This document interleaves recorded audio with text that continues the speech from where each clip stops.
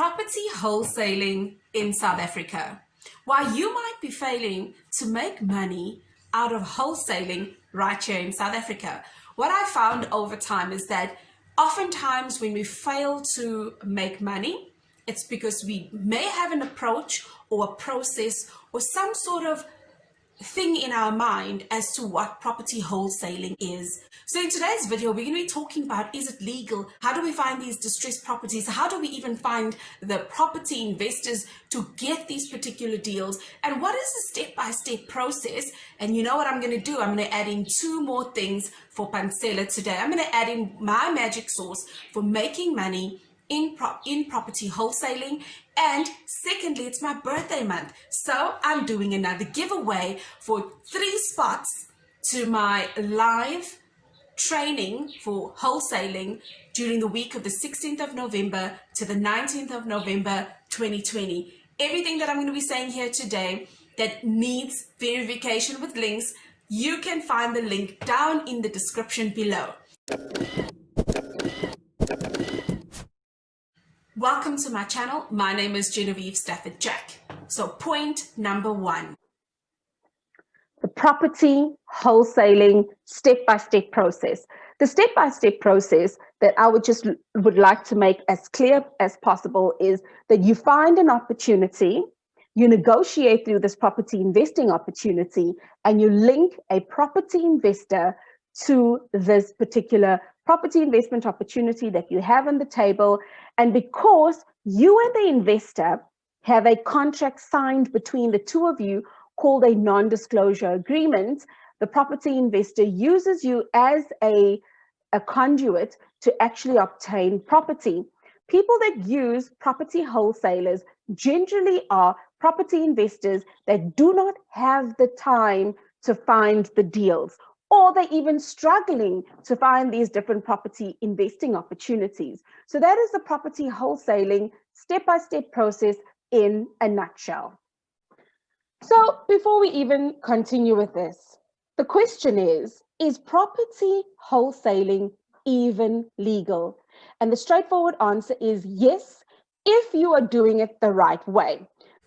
Property wholesaling is legal because you have an understanding together with the property investor. You sign something called an NDA just to say to the property investor, I understand that you don't have time, or perhaps you cannot find this property investing opportunity, so I will be your go-to person to do so. The second thing is you are not selling the property itself. Right? You're going to find the property. You're going to do the due diligence, market research, and just really understanding the market value of a property. And you're going to put this together in a proposal and say to the property investor, hey, I found a deal that you could be interested in, right? What I could do is have a look at this, and I can introduce you to the real estate agent that has got this currently on the table. And the real estate agent knows me because I've got all of this communication going on with her, and you can slip right in as a business partner.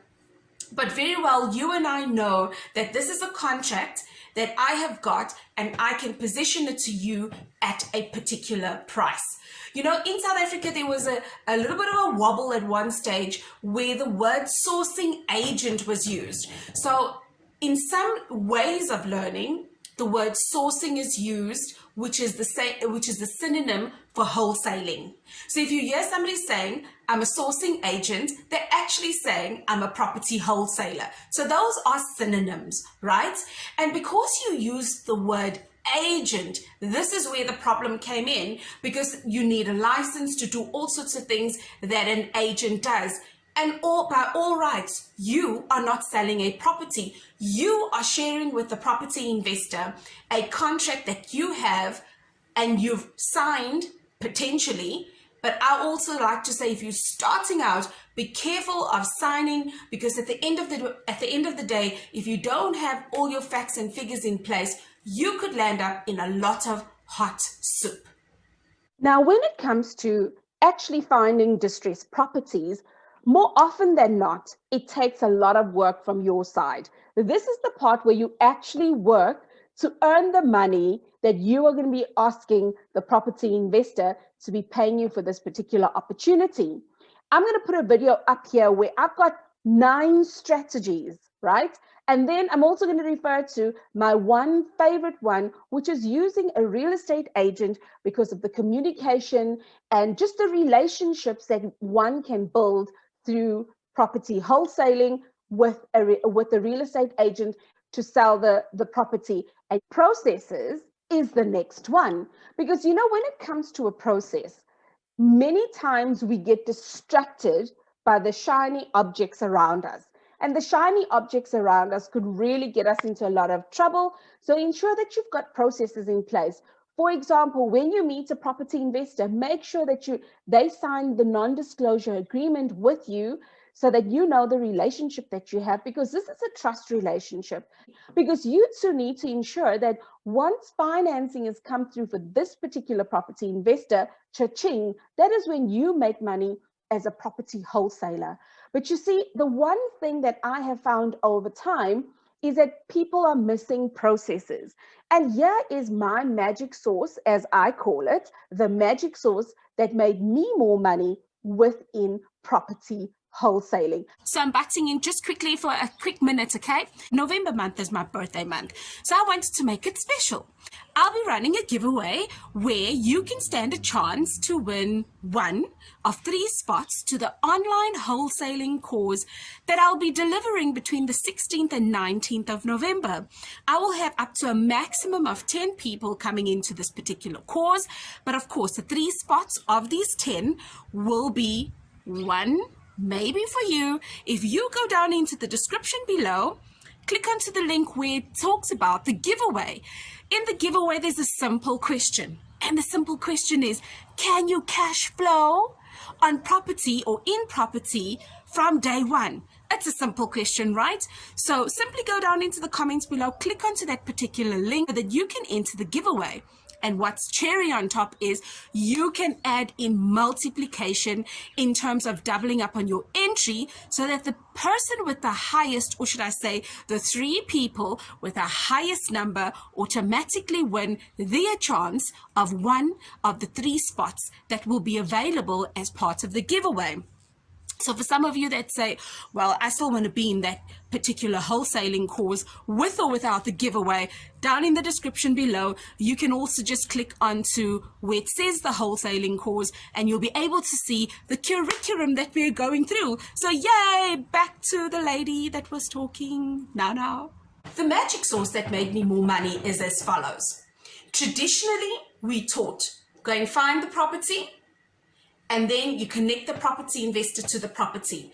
It will happen that way. However, over time, I found that I started losing a few deals because some property investors will say, ooh, too distressed. Others will say, oh, not distressed enough. Some would say the return on investment, well, I was looking for 25% instead of 20%.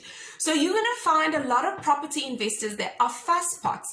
It is not a problem, but it's just something that you need to be aware of. Another level of property investor you're going to find are those that are terrified to do certain things, right? They've come through property investing training and, they may have an idea of what actually property investing should look like, and they may push back. This is how I learned my secret sauce. I would often, prior to COVID-19, would go to network sessions. The networking sessions where you will find aspiring property investors, those that are trying to understand what the education is around that, and those that are mature within the property investing space. So you'll find a number of people in different levels of property investing. So what I would do is I would say, hi, I'm Genevieve, and I am a sourcing agent, property wholesaler, right? And I would say, so what are you? And they'd say, well, I am a property investor. Wonderful. The next question I would ask is, in which area do you invest? 9 out of 10 times they would say, well, I haven't started as yet. So what strategy are you interested in within property investing? And 9 out of 10 times again, many people would say, I'm after passive income, because if I can accumulate the passive income, I could have a big amount of money pay me every month from multiple properties, and I can finally leave work. So I already have in my mind, okay, this person is interested in passive income. So now that I know what their strategy is, I would then say, okay, have you considered your area? And the reason I would ask that is that strategy is so closely knit with area. And this is why I cannot go, for example, to an area where it's a high density area and think I may flip a property. I could potentially buy, renovate, and sell. But buy, renovate, and have somebody move into the property is a higher probability in certain areas. So this is where market research comes into play on who is the demographics, or what is the demographics of people staying in this area. Okay, so now that we know they're looking for passive income, we ask what is their area. If they're not certain, I would then often ask, so where do you stay? Because I always say, when you are starting with your property investment opportunity, stay closest to home. Because if you don't stay closest to home, when poor hits the fan, you're going to be driving to and from your buy to let, your property where you're earning a passive income, and you're going to be driving a great distance if you don't have property management looking after your property. So this is how, with new investors, I would start getting information and planting seeds. I also would ask, what is your budget, right? I would ask the budget for good information. Why? Because I often find properties that are between 3 and 600,000. Let's think about this. If you're going to be pulling in a certain amount of rental, you don't want to be dealing with property that is $1 million plus with an investor that is fairly new to investing. That will intimidate the socks off most investors. That is a generalization, and that is the experience that I've come across. In fact, when I got a deal that was over $1 million, I recall that I had this pot of investors and it shrunk. And this pot of investors that were left behind, hunted so much to a point where I thought, okay. But nonetheless, you're going through this process of extracting in the information from this person. You go and find the property, you do your numbers, you do your due diligence and everything that is necessary. And you come back to this property investor that told you exactly what they're looking for. And because you've built a relationship with this person, they feel like, I'm going to go and view this property. And when they view the property and they do their own bits of analysis, they will then say, yes, this property is for me, which then means I don't have to get sticky involved in, should I sign an offer to purchase to hold this deal for that person? And if that person lets me down, this is what's going to happen. And I found that that was my secret magic sauce to actually making property wholesaling work for me. So I would find the investor first, and then understand their needs, their requirements, and then go out looking for a property that matched with this particular investor. And when I did that often enough, I found that I wasn't chasing my tail, trying to find an investor for this particular property that just I'm not getting any sort of luck with. In the circles that you are in, what are you doing to meeting property investors? What are you doing to attract property investors to you so that you could use my magic sauce on finding this property investor and literally hearing everything that they've got to say and go straight hard at work, knowing well the money has been secured with this person. But you know what is interesting? Many property investors kind of have more or less the same requirements. So if you're one person that you're connected with lets you down, there's somebody else waiting. They are waiting just for that particular deal to set it off and make it work. Now, onto that giveaway. The week of the 16th of November, 16, 17, 18, 19, I'm going to be running a wholesaling course.